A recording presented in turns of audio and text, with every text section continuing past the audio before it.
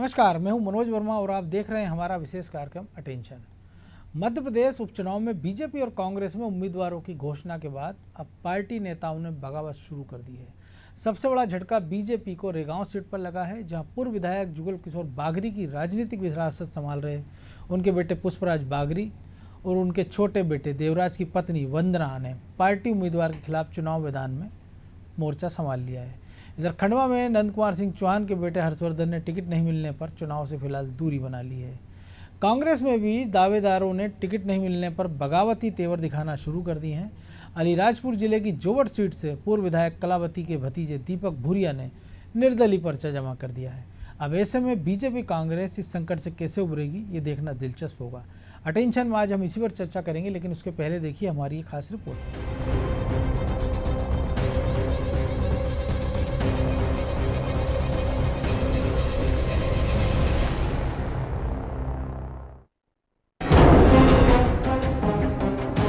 मध्य प्रदेश में 4 सीटों पर होने वाले उपचुनाव में जमकर घमासान देखने को मिल रहा है।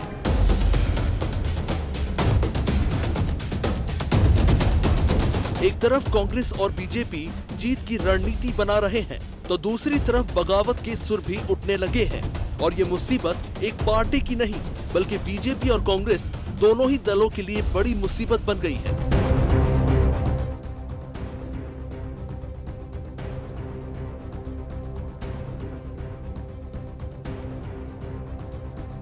टिकट के प्रबल दावेदार माने जा रहे पूर्व मंत्री जुगल किशोर बागरी के बेटे और बहू पार्टी के ही खिलाफ चले गए हैं। पुष्पराज बागरी ने जहां खुद नामांकन दाखिल किया है, तो वहीं देवराज ने अपनी पत्नी वंदना को चुनाव मैदान में उतार दिया है। भाजपा द्वारा प्रतिमा बागरी को टिकट देने के बाद से ही इन्होंने बगावती रुख अपना लिया था। गुरुवार को वे अपने समर्थकों के साथ नामांकन फॉर्म लेने कलेक्ट्रेट पहुंचे थे। इसी मामले में पुष्पराज बागरी और उनके भाई सहित 20 लोगों के खिलाफ एफआईआर भी दर्ज कर ली गई है। वहीं खंडवा में दिवंगत सांसद नंद कुमार सिंह चौहान के बेटे हर्षवर्धन ने भी अपनी नाराजगी व्यक्त कर दी है। दरअसल खंडवा में बीजेपी उम्मीदवार ज्ञानेश्वर पाटिल ने पर्चा दाखिल कर दिया, लेकिन हर्षवर्धन इस मौके पर नदारद थे। वे टिकट नहीं मिलने से नाराज हैं। जोबट में भी सब कुछ ठीक नहीं दिख रहा है। इस पूरे घटनाक्रम पर चुनाव अभियान संचालक और नगरीय प्रशासन मंत्री भूपेंद्र सिंह ने कहा कि उपचुनाव में भाजपा का कोई भी नेता निर्दलीय तौर पर खड़ा नहीं हो रहा। अगर किसी ने निर्दलीय फॉर्म भरा भी है तो वो उसे वापस ले लेंगे। देखिए, कहीं पर भी कोई भी निर्दलीय होकर फॉर्म नहीं भर रहा है। मेरी कल रात में भी सभी जगह बात हुई है और 1-2 जगह लोगों ने फॉर्म जरूर लिया है, पर उनसे भी बातचीत हो गई है और वो फॉर्म जमा नहीं करेंगे या करेंगे तो विड्रॉ कर लेंगे। कहीं पर भी कोई भी भारतीय जनता पार्टी का कार्यकर्ता निर्दलीय के रूप में चुनाव किसी विधानसभा में नहीं लड़ेगा। बगावत की ये आंच अकेले बीजेपी तक सीमित नहीं है। कांग्रेस में भी बगावत के सुर बुलंद हो रहे हैं। अलीराजपुर की जोबट विधानसभा सीट पर भी कांग्रेस में बगावत देखने को मिल रही है।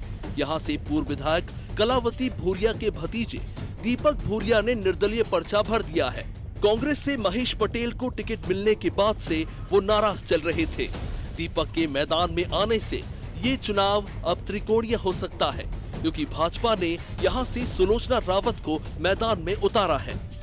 देखिए, भाजपा की बात करें तो भाजपा ने इस उपचुनाव में काफ़ी लेट, लगभग आखिरी दिन अपने प्रत्याशी घोषित कर रहे हैं। उसकी वजह साफ दिख रही है कि जो बगावत हो रही है, तो भाजपा के पूर्व मंत्री के सुपुत्र ने फॉर्म भरा है और उन्होंने कांग्रेस और एसपी से 2 प्रत्याशी लेकर अपनी लिस्ट जैसे तैसे घोषित करी है।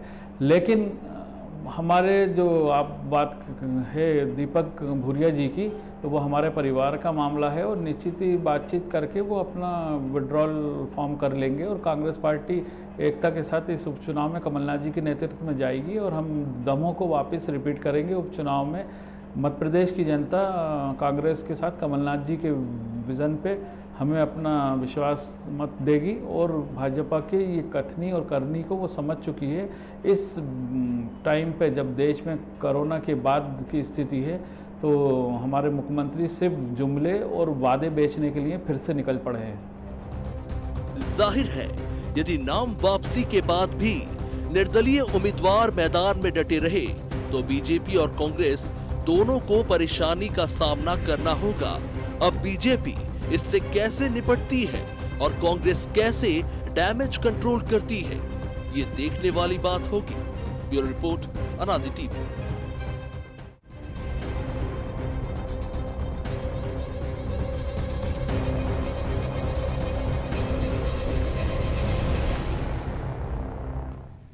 तो इसी विषय पर चर्चा करने के लिए हमारे साथ जुड़ गए हैं वरिष्ठ पत्रकार सुरेश शर्मा और हमारे साथी ब्रजेश चौक से। सुरेश जी, सबसे पहले आप ही के पास कि एक दमोह मॉडल की बात बार बार कांग्रेस की ओर से की जा रही थी कि दमोह मॉडल पे चुनाव लड़ेंगे, और एक दमोह मॉडल बीजेपी का भी हमने देखा कि उन्होंने जयंत मलैया और उनके बेटे को जिस प्रकार से हैंडल किया तो वो एक नज़ीर बीजेपी में बन गया और चुनाव बीजेपी को एक बड़े अंतर से हारना पड़ा। तो क्या मान के चले इस 4 उपचुनाव में बीजेपी इस चुनाव में गलतियों से सबक लेगी और जो कुछ हो रहा है, बगावत के सुर जहाँ से उठ रहे हैं, पर्चे दाखिल हो रहे हैं, उनको बनाने में कामयाब रहेगी? देखिए मनोज जी, 2 बातें बहुत स्पष्ट इसमें दिख रही हैं कि राजनीतिक कार्यकर्ता बहुत अधिक महत्वाकांक्षी हो गया, और दूसरा उसमें ये देखने में आ रहा है कि जिस परिवार से कोई विधायक बन जाता है तो वो अपने परिवार की बपोती मानने लग जाता है कि हमारे अलावा और कोई भी जो है उस क्षेत्र से दावेदारी नहीं कर सकता।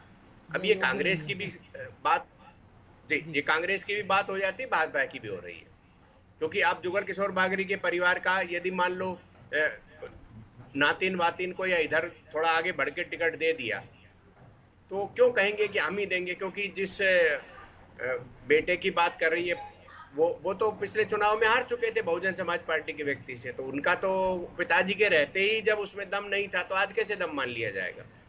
खैर, ये ऐसा राजनीतिक मामला है जो राजनीतिक पार्टियां निपटा लेती हैं, और नहीं निपटा लेती है तो नेता को निपटा देती है, तो इसलिए कोई इसमें बहुत चिंता करने की बात नहीं है। और जहां तक यही बातें वहां आ रही हैं कांग्रेस में कि वो कलावती भूरिया के भतीजे आ रहे हैं, वो किसकी भतीजी, फिर उसका भतीजा, तो क्या भाई भतीजावाद में टिकटें उलझी रहेंगी क्या? तो मुझे लगता है वो कार्यकर्ता तो देख रहा है ना कि अगर बड़ा नेता है तो वो तो अपने लिए सब करा लेता है, लेकिन जब कार्यकर्ता की बात आती है तो फिर उसके लिए वंशवाद की बात होने लगती है, उसके लिए तमाम सारे सर्वे की बात होने लगती है। क्योंकि कांग्रेस का हम देखें कि वो सर्वे में एक 22 साल पहले जिस आदमी ने आखिरी चुनाव लड़ा वो उनको जिताऊ लगने लगता है, और एक ऐसा आदमी जिसने पिछले चुनाव तक हरा है वो उनको लगता है कि वो जीत नहीं पाएगा। तो ये सारे पैरामीटर कार्यकर्ता देखता है तो उसको लगता है ना कि कहीं ना कहीं कुछ ना कुछ तो उसके साथ छलावा हो रहा है। 2 बातें मुझे कहना है और आपको बहुत अच्छी लगेंगी। उमा भारती दर्शकों को अच्छी लगे। उमा भारती भाजपा कार्यालय से निकल करके विद्रोह करके निकल के गई थी। उन्होंने बाहर निकल के पत्रकारों से बात करी तो पत्रकारों से कहा उन्होंने कि राजनीति में सांडों के लिए अलग कानून है और भेड़ों के लिए अलग कानून है। बिल्कुल। तो जो आप कह रहे हो ये बात सही है कि सांडों के लिए अलग कानून है, भेड़ों के लिए अलग कानून है। सारे कायदे कानून जो है उन लोगों के लिए लागू होते हैं जिसका राजनीतिक आका नहीं होता। बिल्कुल। और दूसरा मैं आपको ये कहना चाहता हूं कि आपने परसों मुझसे चर्चा में ये कहा था कि आप बताइए कि संभावित उम्मीदवार कौन हो सकता है खंडवा से, और मैंने ये कहा था कि भाई देखो, ना मैं शिवराज जी का मन जानता हूं ना मैं बीडी भाई का मन जानता हूं, लेकिन मैं इतना कह सकता हूं कि ज्ञानेश्वर पाटिल जो है वो भी 2003 से मैं उनको जानता हूं, उनकी काम करने की शैली को। मुझे लगता है कि इसी से अनुमान लगा लेना चाहिए था कि ज्ञानेश्वर पाटिल के नाम का उल्लेख जो है मैंने उसी दिन कर दिया था। मैं ये नहीं कह रहा हूं कि मैं कोई भविष्य जानता हूं या मुझे भाजपा वालों ने बताया होगा, क्योंकि भाजपा वाले आजकल पता नहीं किसको बता रहे हैं और किसको नहीं बता रहे, ये पता नहीं है अभी। तो यही एक बड़ी समस्या भाजपा में, क्योंकि यही एक जो पीढ़ी परिवर्तन का दौर से भाजपा गुजर रही है, तो एक इस स्थिति में जो आप कह रहे हो कि सांडों के लिए अलग कानून है, तो आप एकदम खुले छूट गए और सांडों की लड़ाई में बागड़ का नुकसान हो रहा है। ये 2 सीटों पे ऐसा मान सकते हैं, रेगांव में और खंडवा में। एक बात बताऊं मैं आपको कि ये बात सच है कि निर्दलीय और प्रभावशाली परिवार का व्यक्ति जब निर्दलीय चुनाव लड़ता है तो नुकसान तो पहुंचाता है। अब आप उसकी एवज में क्या कंट्रोल कर पाते हैं? जैसे मैंने आपको उस समय भी कहा था कि दमोह है उपचुनाव, जिसकी उदाहरण देते हैं, उसको आदर्श मान करके कांग्रेस चलती है।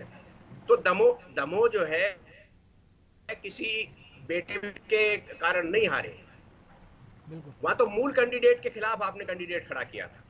तो चाहे वो मूल कैंडिडेट आपके विरोध में जाए या न जाए, लेकिन जनता की ये समझ में आता है कि आपने मलैया की अवहेलना की है। और जयंत मलैया कोई मजाक नहीं है, जयंत मलैया ठीक उसी प्रकार का, मैंने आपसे कहा था, चाहे शिवराज जी हो, चाहे ये बड़े नेता जितने भी हो, जयंत मलैया उतनी ही बड़ी ताकत रखते हैं। तो इसलिए आप जो है, और मैं व्यक्तिगत रूप से इस बात का पक्षधर हूं, चाहे डॉक्टर गौरीशंकर शेजवार हो, चाहे जयंत मलैया हो, पार्टी को इन्हें बाबूलाल गौर के स्टाइल में नोटिस नहीं देना चाहिए। जैसे बाबूलाल गौर ने जो है उस समय किया था कि भाई टिकट नहीं मिली तो मैं निर्दलीय चल लूंगा, या मैं कांग्रेस के लोगों से संपर्क बढ़ाना चालू कर दिया था, और दबाव के बावजूद भी भाजपा ने नोटिस नहीं दिया था। तो मुझे लगता है कहीं न कहीं इस टाइप की मर्यादा होना चाहिए कि बड़े नेताओं को देने से बचना चाहिए। बिल्कुल ब्रजेश जी, मर्यादा होना चाहिए, लेकिन हम ढूंढ रहे थे, भूपेंद्र सिंह कह रहे हैं ऑल इज वेल किया, वैसे तो वो कह रहे हैं किसी ने पर्चा दाखिल नहीं किया और करेगा तो वापस ले लेंगे। इसी फील गुड में हमने देखा था कि 2018 में पार्टी थी और बहुत छोटे अंतर से, धीरज पटेरिया की बात करें, समीक्षा गुप्ता की, रामकृष्ण कुसमारिया की, ये ऐसे चेहरे थे जिनके कारण बहुत छोटे मार्जिन से बीजेपी चुनाव हारी थी और सीटों के कारण उसको सत्ता नहीं मिली, सत्ता गंवानी पड़ी। ये बात हो रही है कि वो 15 महीने बाद फिर सत्ता में आ गए। तो वाकई इसको ओवर कॉन्फिडेंस माने। और दूसरा, शिवराज जी ने जो रेगांव में, आज वो पृथ्वीपुर में उन्होंने भाषण में भी कहा है, रेगांव में भी, कि हमने तो कहा है कि वंशवाद हमारे यहाँ चलता नहीं, वो तो गांधी परिवार में चलता है।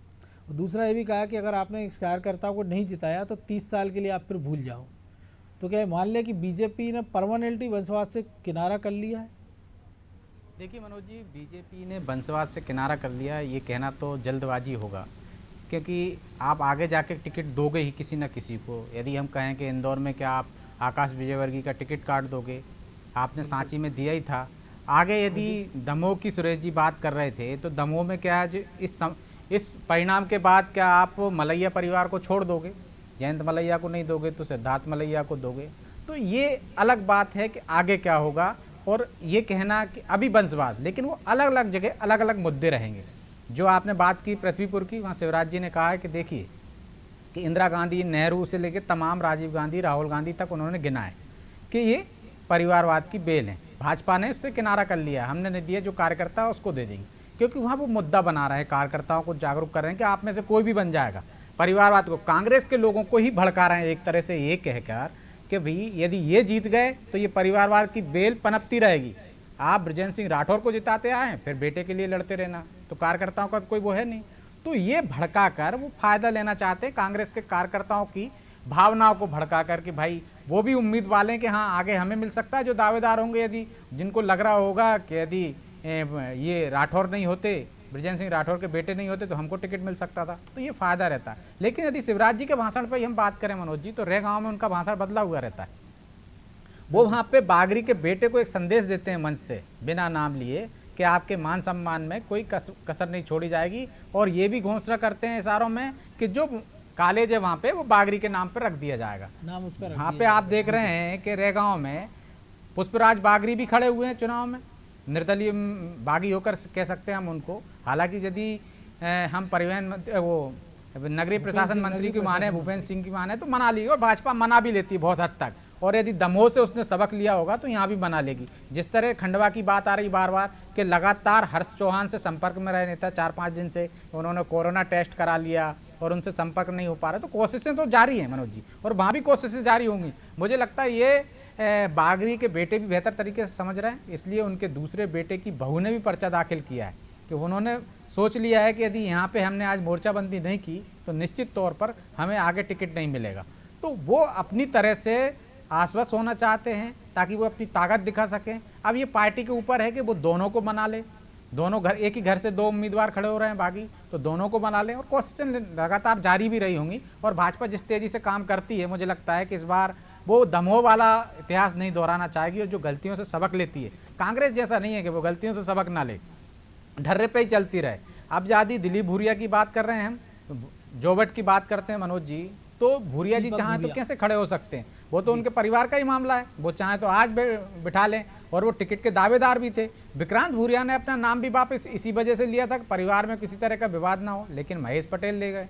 तो ये पारिवारिक झगड़े भी देखे जा सकते हैं, इसको उस दूसरे रूप में भी देख सकते हैं कि कलावती भूरिया नहीं है तो अब भूरिया परिवार, मतलब दूसरे भूरिया, कांतिलाल भूरिया की नज़र भी जोबट पे हो सकती है, क्योंकि विक्रांत भूरिया का नाम ही वहाँ से चलना एक सबसे बड़ी वजह है। तो ये पारिवारिक कलह भी हो सकती है कि दिलीप भूरिया ने नाम भर दिया हो, पर्चा भर दिया हो दीपक भूरिया ने अपना, ताकि वो भी दिखा सके कि उनकी विरासत का असली हकदार तो मैं हूँ, ना कि विक्रांत भूरिया। आगे जाके विक्रांत भूरिया के नाम पर कम से कम नामांकन दाखिल ना हो, आगे वो उम्मीदवार ना बनाए पार्टी। तो ये सब सोचकर राजनीति में दी हर्ष चौहान नाराज है और जिनको टिकट नहीं मिले वो नाराज हैं। तो उनको आगे का भविष्य दिख रहा है कि आज दबाव नहीं बनाएंगे तो पार्टी कुछ ना कुछ तो भरोसा दिलाएगी।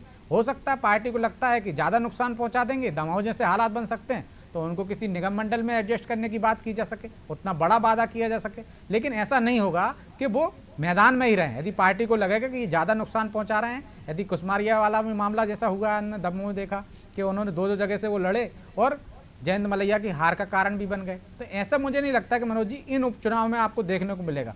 जहां तक कोशिश करेगी पार्टी, मना ही लेगी किसी भी तरह से। लेकिन सुरेश जी, एक और चीज़ है कि कार्यकर्ताओं की चिंता की बात कही है मुख्यमंत्री ने, लेकिन ये ऐसे चुनाव है जिससे ना केंद्र सरकार को इसके नतीजों का असर पड़ना है, ना मध्य प्रदेश सरकार पर पड़ना है। तो बेहतर होता है कि बीजेपी अपने किसी स्थानीय कार्यकर्ता को टिकट दे देती। जोबट से भी अगर आप कार्यकर्ताओं की चिंता कर रहे हैं, बता रहे हैं कि हम बहुत चिंता कर रहे हैं कार्यकर्ताओं की, वो पृथ्वीपुर से भी, ठीक है ये चुनाव हार सकते थे, अगले चुनाव में एक संभावना बनती है और कार्यकर्ता को एक मैसेज जाता। लेकिन जब आप अपने खाटी कार्यकर्ता को भी आप कह रहे हैं कि वंशवाद की बलि चढ़ा दे रहे हैं, लेकिन आप दूसरी पार्टी जो जिसके कारण आपका उम्मीदवार पृथ्वीपुर में चौथे नंबर पर चला जाता है, उस आदमी को आप अपने पार्टी में टिकट लड़ाते हैं, चुनाव लड़ाते हैं, जोवट में जिनके कारण आपकी हार होती बार बार लगातार, उनको आप उम्मीदवार बना लेते। तो एक मैसेज अच्छा तो ये जा सकता था कि ठीक है ज्ञानेश्वर पाटिल कार्यकर्ता है खाटी, जैसे आपने कहा 15 साल 20 साल से, या प्रतिमा बागरी एक नई कार्यकर्ता को आप आगे ले आए। ये दोनों सीटों पर भी एक उदाहरण पेश कर सकती थी बीजेपी। देखिए, दो बातें हैं इसमें। पहला तो ये है कि एक पत्रकार के नाते जब मैं समीक्षा करूंगा तो मैं यही कहूंगा जो आप कह रहे हैं, और कार्यकर्ता के बारे में जो है, जैसा कि मैं हमेशा सोचता हूं, तो मैं कार्यकर्ता की दृष्टि से कि उसके बारे में क्या चलना चाहिए और क्या नहीं होना चाहिए। लेकिन मैं दो बातें आपसे कहता हूं कि पृथ्वीपुर का आप इतिहास उठा करके देखिए। इससे पहले सुनील नायक जी को छोड़ दीजिए तो बाकी वहां से एक बार भाभी जीती हैं और एक बार सुनील भाई साहब जीते हैं, तो कुल मिला के 2 लोग जीते हैं। और वो सीट जो है वो एक अलग टेम्परामेंट की है, वो कांग्रेस टेम्परामेंट की नहीं है। वो सीट जो है केवल उस परिवार के हिसाब से बनी हुई है। बिल्कुल। और जब ये चेंज हुआ है तब भी यही परिस्थिति बनी है। तो वहां पहले वो निवाड़ी से जीतते अपनी रहे, टीम से जी जता रहा थी पहले। तो मुझे ये कहना है इसमें कि वहां आपको एक ऐसा कार्यकर्ता खड़ा करना पड़ेगा जो दबंग भी हो, क्योंकि वहां 3 प्रकार की व्यवस्थाएं हैं। ब्रिजेंद्र सिंह राठौर जी जो है वो बहुत विनम्र व्यक्ति थे, बहुत मिलनसार व्यक्ति थे, लेकिन उनके परिवार में व्यवसाय भी है और उनके लड़ने मतलब जिसको ये कह सकते हैं ना, दबंगाई भी है। तो ये समावेश है उसमें, इसलिए आपको वहां कम से कम एक इस प्रकार का आदमी हो जो बराबर की क्षमता का हो। ये आपको एक व्यक्ति खोजना पड़ेगा, चाहे वो भाजपा में तैयार करिए या फिर बाहर से लेकर के आइए, यदि सीट को कभी आपको लेना है तो। झाबुआ के बारे में आपको एक अलग मानसिकता से सोचना पड़ेगा। देखिए, झाबुआ आदिवासी क्षेत्र है और आदिवासी क्षेत्र में संघ का काम बहुत लंबे समय से चल रहा है। वहां मिशनरी के लोग हैं और वहां उनने जो है भाजपा को नहीं आने देने के लिए एक मिशन शुरू कर रखा है। तो वहां जब भी हम विचार करेंगे तो पत्रकार के नाते जरूर कहेंगे कि वहां कार्यकर्ताओं का ध्यान रखा जाना चाहिए, लेकिन जब कहीं न कहीं हम राष्ट्रवादी सोच को सामने रख करके बात करेंगे तब हमें ये लगेगा कि हमको ऐसे प्रत्येक व्यक्ति का साथ लेना चाहिए जो राष्ट्रवादी विचारों के साथ आ सकता है। यदि एक आता है, 4 दिन रुकता है, 4 दिन में कुछ तो लेके जाएगा वापस, महीने भर ये रुकेगा तो महीने भर में कुछ तो लेके जाएगा वापस। तो यदि सुलोचना भूतिया अगली बार यदि भाजपा में नहीं रहती हैं और यदि मान लो वो जो है अगली बार कांग्रेस से चुनाव लड़ती हैं, लेकिन उनके बीच विचारों में कहीं न कहीं इस अवधि की भाजपा विचार जो है, राष्ट्रवादी विचार जो उनके दिमाग में तो जाएंगे, जो मिशनरीज के विचारों से बाहर निकालने के लिए कुछ न कुछ करना पड़ेगा। ये मैंने ऐसी बात कही जो मोटे तौर पर कोई चर्चा में कहता नहीं है। इसलिए झाबुआ और इन क्षेत्रों के बारे में एक नज़ीर उत्तर प्रदेश की भी है कि एक IAS के खिलाफ कार्रवाई हो जाती है धर्मांतरण के मामले में, कई सारे मदरसों पे कार्रवाई हो जा रही है। हमारे हम देख रहे हैं कि चल समारोह इस भोपाल में निकलने लगे जिसमें कहा जाता है कि मरियम माता एक देवी के रूप में उनको आदिवासियों के बीच प्रतिस्थापित किया जा रहा है। तो राज्य सरकार, जो आपने दोनों चीज़ कही कि पृथ्वीपुर में अगर आपका कार्यकर्ता कमज़ोर और आपकी सरकार है तो ये आपके लिए एक शर्म की बात है कि आपकी सरकार के नहीं, बहुत नाते बार- आपका एक कमजोर कार्यकर्ता, और दूसरा झाबुआ मनोज- कि अगर मिशनरी मनोज- इतने पैमाने पे काम कर रही है, आपके पास पूरा फीडबैक है, तब भी आप ब्यूरोक्रेसी में ऐसे लोगों को रखते हैं टॉप क्लास पदों पर, जो आप समझ रहे हैं दर्शक भी, कि जो इससे मिशनरियों को फ़ायदा पहुंचाते हैं, सरकार के मिशन को धक्का पहुंचाते हैं, संघ के कामकाज को खराब करते हैं। इसके बाद भी सरकार के स्तर पर क्यों नहीं कुछ हो रहा, संगठन ही क्यों करे? नहीं, सरकार के स्तर पर भी काम हो रहा है, लेकिन सरकार के स्तर पर काम करने का तरीका अलग होता है। अब आप कभी नरेंद्र मोदी जी के बारे में विचार करिए, लेकिन ये विषय ऐसा है जिस विषय पर हम बहुत आगे बढ़ जाएंगे, तो इसका बहुत कोई आज की चर्चा से रिलेवेंट नहीं होगा। इस पे कभी फिर बात करेंगे जी। हाँ, मैं ये कह रहा हूँ कि सारी जगह पर अपने अपने काम चल रहे हैं। जब आप ये देखिए कि कश्मीर में 2 लोगों की हत्या होती है आतंकवादियों के द्वारा, उनसे पूछा जाता है कि आई कार्ड बताइए आप कौन हो, तो वो एक सिख निकलता है, एक हिंदू निकलता है, दो चार लोग मुसलमान निकलते हैं, उनको साइड में खड़ा किया जाता है, 2 हिंदुओं को मार दिया जाता है, वो सिख और एक और हिंदू है। बिल्कुल। तो ये मानसिकता जो है, इसकी कोई आलोचना नहीं कर रहा। देश भर में आपने किसी का मनोज जी बयान नहीं सुना होगा जिसने ये कहा होगा कि इस तरह से धर्म के आधार पर भेद करके मारना आतंकवाद न होकर के एक पोषित आतंकवाद है। स्पष्ट हो जाता है इससे, इस घटना से, कि ये आतंकवाद जो है ये कहां से कंडक्ट हो रहा है और उसके पीछे का धारणा क्या है। लेकिन यदि यहाँ कहीं कोई गड़बड़ हो जाती है तो आप जो है उस पर इतना शोर मचता है कि उसकी कल्पना नहीं की जा सकती। तो ये जो मानसिकता है, राजनीतिक मानसिकता है, इस बदलाव के लिए कुछ न कुछ लोग अपने तरीके से सोचते हैं। ये मेरा अपना सोचने का तरीका है जो मैंने बताया। मैं ये नहीं कह रहा कि लोग इससे सहमत हो ना हो, मुझे उसमें कोई आपत्ति नहीं है किसी की सहमति, क्योंकि मैं सहमत कराने के लिए नहीं निकला, लेकिन ये मेरा विचार है और मैं मेरे विचार के आधार पर कह सकता हूं कि यदि भारतीय जनता पार्टी को झाबुआ और अन्य आदिवासी अंचलों में कांग्रेस के उन नेताओं को जो आदिवासियों के अंदर प्रभाव रखते हैं, उनको यदि इकट्ठा करना पड़े तो इनको बिल्कुल करना चाहिए, क्योंकि ऐसा करने से जो मिशनरी काम कर रही है उसको रोकने में सहायता मिलेगी। तो ब्रजेश जी, विचारों की बात हो रही, तो विचार हमने कांग्रेस प्रवक्ता के भी सुने, और जो नेताओं के विचार होते हैं वो समय समय पर बदलते रहते हैं, जिस प्रकार से उनको उसका उपयोग करना चाहिए। तो आपको लग रहा है जो बागी लोग हैं इनके विचार बदल सकते हैं, या जो लोग इस चुनाव से दूरी बनाए हुए हैं वो बदल सकते हैं? और अगर नहीं बदलते हैं तो फिर क्या सीन बनेगा और इसका असर कितना दिखाई देगा? देखिए मनोज जी, यहाँ विचारधारा की तो बात हो ही नहीं रही। यदि आप जिनको ला रहे हैं कि इतने लंबे समय से 50 साल तक यदि कोई कांग्रेस में है और उसकी विचारधारा एक टिकट नहीं मिलने के कारण बदल गई, तो विचारधारा क्या है? यदि कोई व्यक्ति सपा से लड़ रहा है और फिर वो भाजपा में आ गया है तो उस विचारधारा के लिए नहीं आया, वो अपने हित के लिए आया। और पार्टी ने इसलिए उनको टिकट नहीं दिया मनोज जी कि वो उनकी विचारधारा से हैं। यदि आपने का जो मूल सवाल था, यदि मैं उस पर जाऊँ कि ना सरकार, ना केंद्र में फर्क पड़ना है, ना मध्य प्रदेश में पड़ना, तो फिर अपने कार्यकर्ताओं को क्यों नहीं दे देते? इसका फर्क मनोज जी केंद्र पे और राज्य सरकार पे नहीं पड़ना, लेकिन व्यक्ति पे पड़ना है। यदि खंडवा हारते हैं तो आप कहेंगे कि मोदी की लोकप्रियता में गिरावट आई है, एक पूरा आभा मंडल बनाएगा विपक्ष पूरे देश में कि देखिए साहब आपकी पूरी सीटें थी, 2 हो गई कांग्रेस की। और कांग्रेस कार्यकर्ता है जो उसका मनोबल ऊंचा उठेगा, वो और ताकत से लड़ेगा अगली बार चुनाव। तो आपका दुश्मन का, यदि हम राजनीतिक दल में यदि कहें विचारधारा की लड़ाई होती, एक तरह से हम जंग के हिसाब में समझें तो दुश्मन ही कहुआ आप। तो दुश्मन को यदि आप कमजोर करना चाहोगे कि ताकतवर बनाना चाहोगे? यदि आप बात करें कि साहब आपके कार्यकर्ता को दे देते, अब ये केंद्र की बात होगी, मध्य प्रदेश में यदि 2 सीटें भाजपा की थी, दोनों मिल जाती, यदि 4 मिल जाती हैं, तो किसकी ताकत बढ़ेगी? संगठन की ताकत बढ़ेगी कि संगठन ने पूरी ताकत लगाई है। भाजपा सरकार की, मुख्यमंत्री की लोकप्रियता बढ़ेगी कि देखिए वो फिर 4 सीटें ले आए, कांग्रेस को फिर 0 पे ले आए। और यदि हार जाते हैं, मान के चलिए पृथ्वीपुर हार जाते हैं, तो उनको फर्क क्या पड़ेगा? कांग्रेस को ये कहेगा उनकी सीट थी वो। लेकिन यदि जीत जाते हैं तो व्यक्तित्व बढ़ेगा, एक व्यक्ति का बढ़ेगा वजन कि शिवराज जी फिर जिता लाए, कांग्रेस की सीट छीन लाए कांग्रेस से। तो भाजपा का ग्राफ बढ़ रहा है मध्य प्रदेश में। इसका असर आगे आपको 2023 में देखने को मिलेगा कि देखिए लोकप्रियता बढ़ने लगी है शिवराज जी की। जो इस बात की हम कह रहे थे, कोरोना काल में एक सर्वे हुआ कि मोदी की लोकप्रियता गिरने लगी है कोरोना से।